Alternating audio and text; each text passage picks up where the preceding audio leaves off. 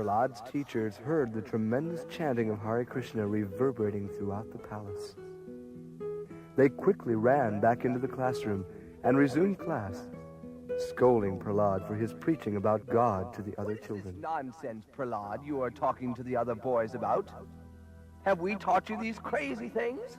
No, dear atheistic teachers, you have not.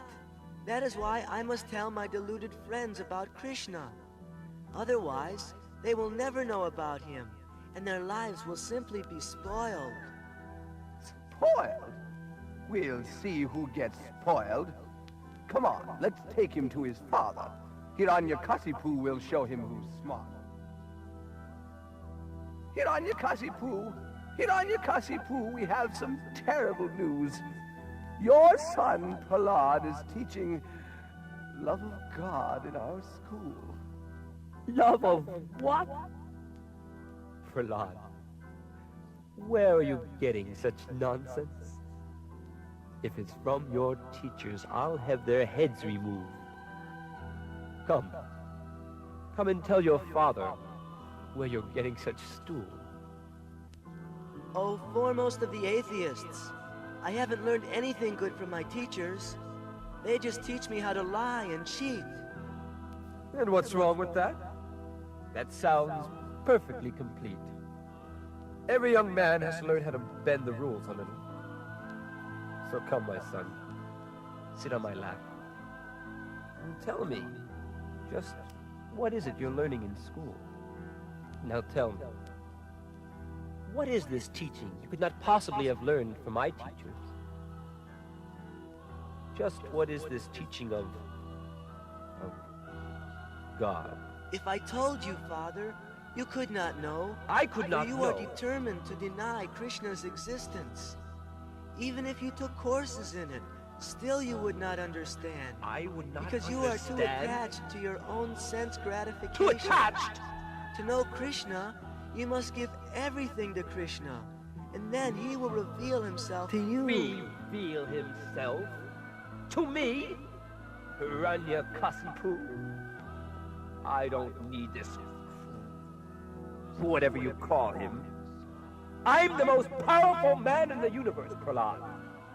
Don't you ever forget that. But we'll see how this God of yours protects you. Guards, take this boy to my demoniac friends. So they threw Prahlad into a circle of demons, wild cannibals relishing human flesh.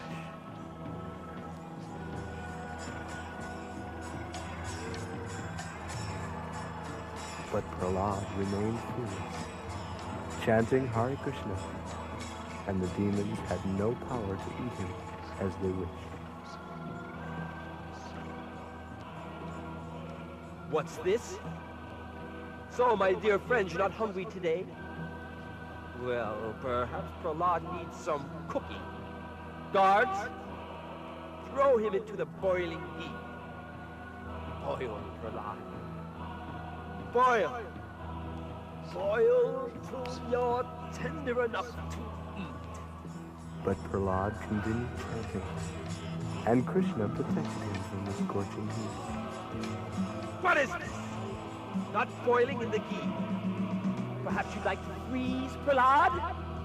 Again, Prahlad continued chanting, and was not frozen cold by the ice and snow. Not even affected by the cold. Now, Prahlad, into the storming wind. So Prahlad was taken to a small island to endure a huge hurricane. But he kept chanting, and he was protected by Krishna's holy name. What in hell is going on? This can't be true. Prahlad, I'll throw you off a cliff, and then your Krishna will be through. So Hiranyakashipu threw Prahlad off of a huge cliff. But Prahlad was chanting, and Krishna caught him in the air. So long as I chant Krishna's name, I'm protected from my father's demonic games. Guards! place him before my fiercest elephant. Then we'll watch. And we'll see Prahlad squirm. But Krishna was in the elephant's heart and instructed him to lift Prahlad upon his head and ride him through the grounds in a triumphant parade. Now, Hiranyakasipu became furious. Guards! Throw him in the pit of snakes! Then we'll see his fortune clear! Although the snake pit was the most fearful place in all of Hiranyakasipu's kingdom, still, because Prahlad was steady and depending on Krishna, the venomous snakes did not harm him. All right, Prahlad. All right, Prahlad. I see you have some mystic powers. Yes. Yes, some mystic powers. So perhaps you'd like to come and take lunch with your dear father. Come. Enjoy with me for half an hour or so.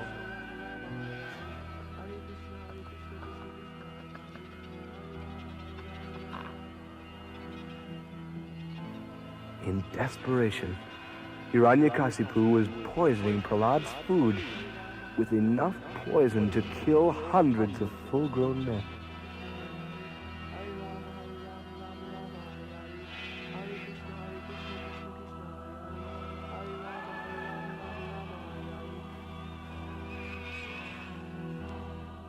But first I must offer this food to Krishna. Eat it!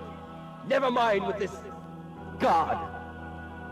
Just eat. But Prahlad first offered his food to the Lord, and it became prasadam, and as pure as God, and free from all poisonous effects. In a rage, Hiranyakasipu lifted Prahlad above his head and smashed him to the floor. Where do you get your superhuman powers from? From the same place you do, Father. From God. God.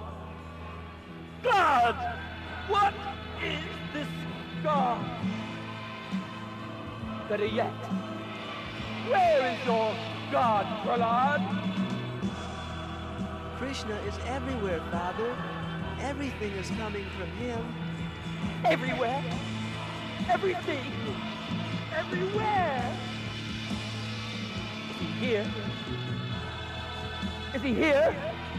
Is he here? Is he here? Is he here?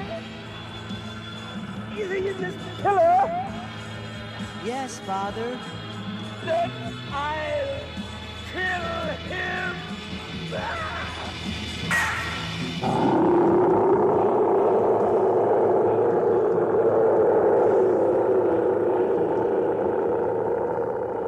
Lord Narasinghadeva, half man, half lion incarnation of Krishna, appeared from the broken pillar and pounced upon the shocked demon.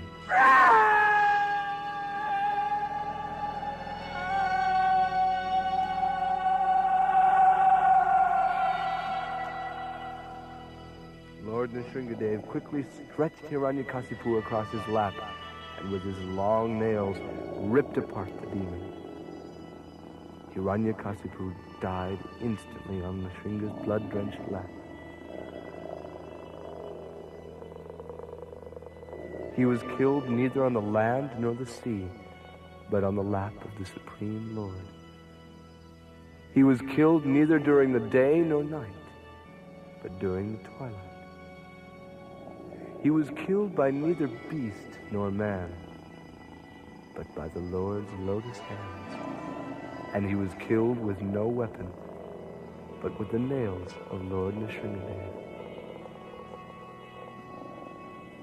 Thus, Hiranyakasipu's benediction from Lord Brahma remained intact, and he was killed by the personification of fear, God himself.